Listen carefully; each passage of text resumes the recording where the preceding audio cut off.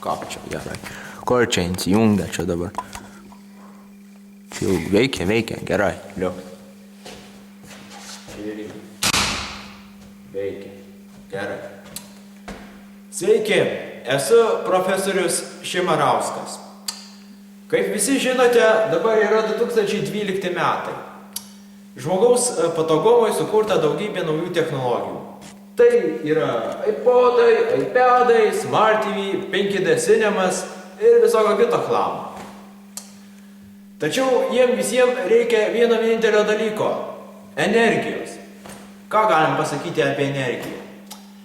Žinom tiek, kad šiuo metu ieškoma atsinaujinančių energijos šaltinių siekiant nepakenkti mūsų gamtai. Oi, čia ne tas paveiksliukas, išjunkit! Ką tu čia man dabar rodai, tu rodi, kur reikia.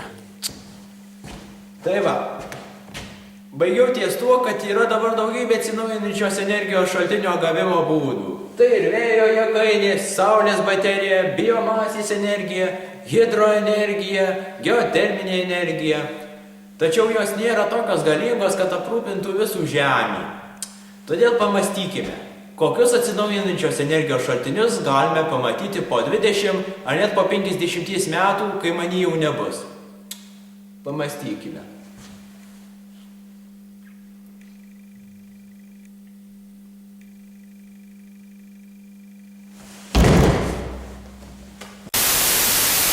O, Jėzus Marija, oi.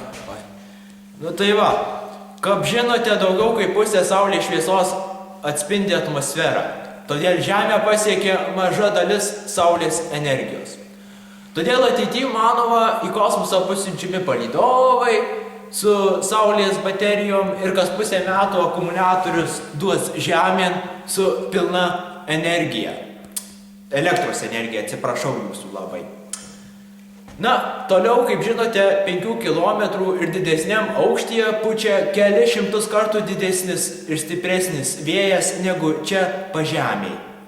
Todėl mokslininkai mano, kad į 5 km aukštį bus galima siųsti štai tokius balionus su vėjo malūnais ir jie 5 km ilgio kabeliu siūs elektrą pas mus. Ir mes galėsime čia šviestis lemputėm su savo iPodais, iPadais žaist. Taigi, ką dar galėčiau pasakyti? Manau... Jonai, po Vilnių, greičiau išvalyk auditoriją, tuoj rinksi studentai. Tuoj šefas. Gerai, baigiam, kur čia išsijungia dabar čia tas...